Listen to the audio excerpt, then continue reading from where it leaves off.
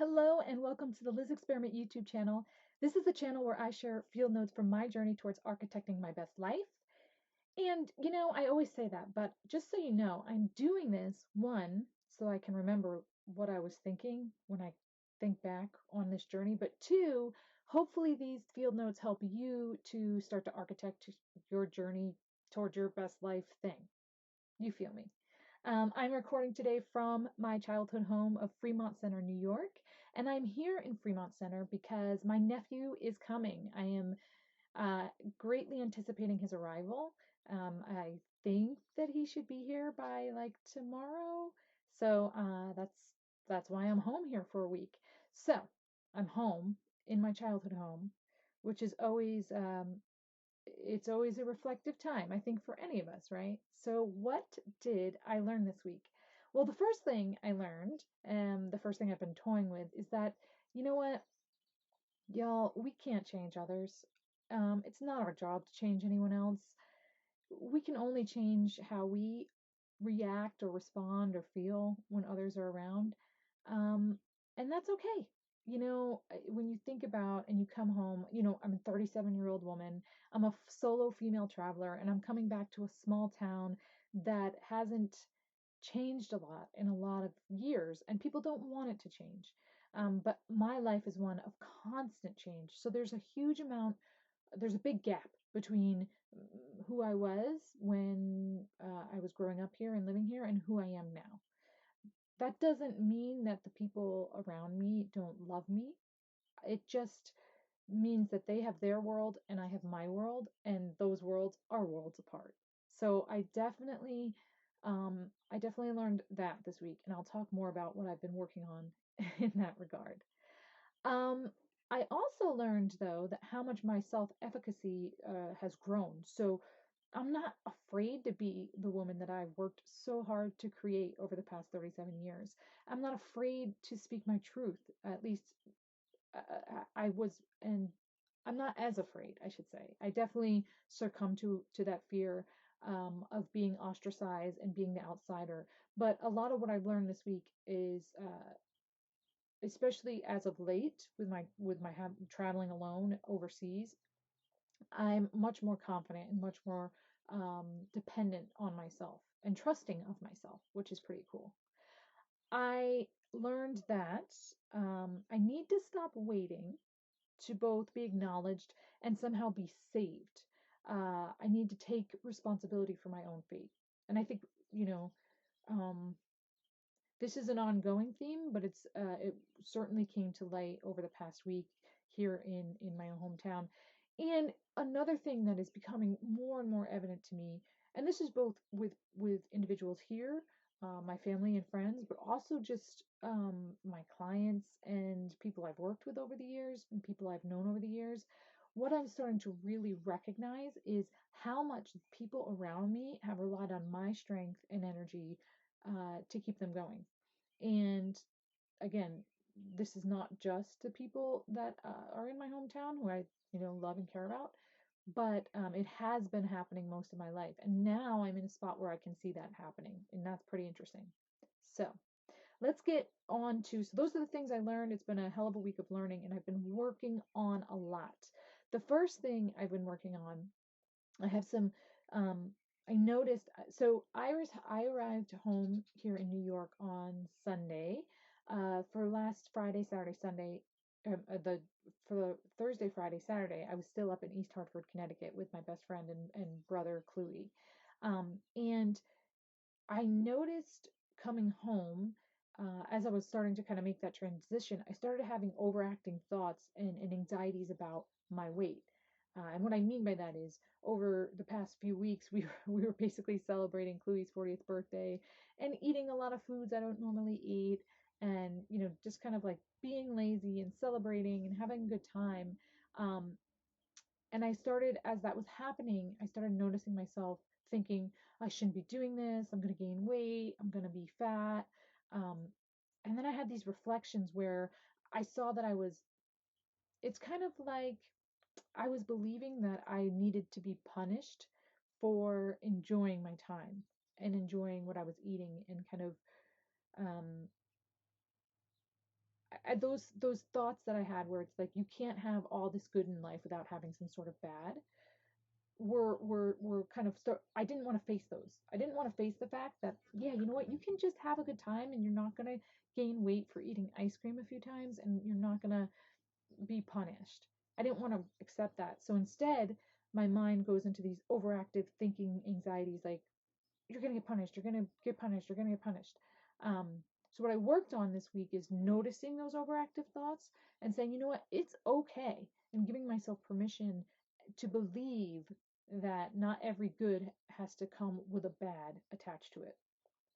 So that's one thing I worked on this week. The second thing I worked on this week was, I've been feeling that my blog post and the videos that I've been doing here, I've been holding back or kind of lacking in substance. And I realized that that really has to do with me not being as open and honest with myself as I have been in future in past videos and posts. And so, as I've been working through my writing, I actually wrote a new post for a Nomad collective that I'm a part of, but I'll provide a link to it here because it actually I think resonated with people, even though I wrote it pretty quickly. It was about accepting the shifts that happen as you become location independent, which is what I am, of course. Um, so I think as I started to write more honestly and do these videos more honestly, and really even in my day-to-day life just speak more openly, uh, I'm noticing my craft start to come back to me, and that feels really cool. So um, that goes along with me working on really speaking and living out loud, especially being in my hometown as I try, you know, to fit in and be a good girl for my families. It's like, no, Liz, you don't have to do that. You're telling yourself you have to do that, but people are going to love you or they're going to not. And just be who you are and speak what you think and live how you live. My personal mantra is as long as I'm not hurting myself or anyone else, it's none of anybody else's business. And so I've really been working on that. Another thing I've been working on is, and this goes back to like owning my own fate and not waiting to be saved or not pushing. I think a lot of us do this. I think a lot of us hold external things responsible for where we are in our life today instead of holding ourselves responsible. And I know that spans across many different cultures, and not everybody maybe is completely responsible for where they are today. But you are completely responsible for what you think about where you are today. And as you start to think about that and really own that responsibility, you start to see, like, oh, I could change this thing. I could change how I look at work. I could cancel one of my streaming services to have more money each month so I don't have to work as hard at a job I hate. Those types of things start to stem from really saying, you know what, maybe I do have responsibility here.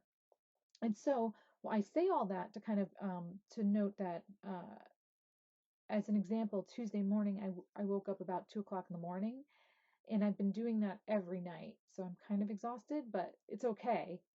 It's just kind of, it's weird. It's a weird time. But I couldn't get back to sleep on Tuesday morning. And so I started noticing how I was blaming everything else for my inability to fall back asleep. People getting up early in the house, and my bed being uncomfortable, and um, I don't know, not being able to work because the internet isn't as good as I'd like it to be, and all of these blaming. This thing is causing my pain. This thing is causing my pain. And I started to realize that then I started thinking, hey, I'm coming back here in a few weeks. I can't do this. I can't live like this for 2 weeks. I can't have my sleep interrupted and my life interrupted and blah, blah, blah. And then there was a voice in my head that said, you know what? Hold up, Liz. You're not a victim of your life. You are the captain of your life. And so the next day, I did little things to start to take responsibility for my life. I bought new pillows for my bed. I didn't have to do that. My parents would have done that. But I wanted to do that because if I think the pillows are uncomfortable, I should get new pillows. Um, I bought a couple of Wi-Fi extenders so that when I'm home in a couple weeks, I can work at different parts of the house and the Wi-Fi will be able to work. I made these little changes just um, to start the momentum of, you are in charge of your life. Take charge of your life. And I think, again, I think all of us should do this.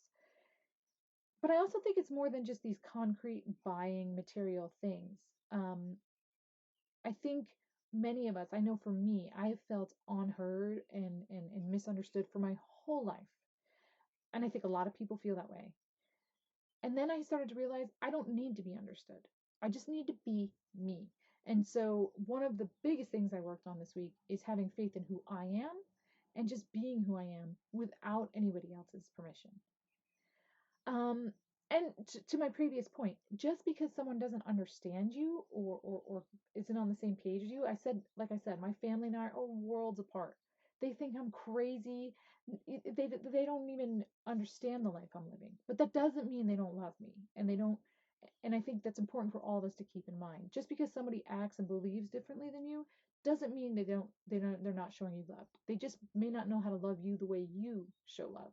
And so I work to be the example as much as I can. That doesn't mean I'm going to change my family or my friends or the people around me, but I'm living my truth and I'm living out loud. And last thing I worked on this week was noticing where others are relying on my external validation of them and not giving away all of my energy, not giving away my power like I've done my entire life. But instead that showing them humility, compassion, and love like I would want to be shown. And in this way, I'm kind of going inward and I'm owning my own power and helping them and loving them. But I'm also softening and becoming more connected with them, and kind of enriching the world around me and inside of me. So it's been a big week, like I said. Next week I'll be in Washington State. So I'm super excited to be traveling there.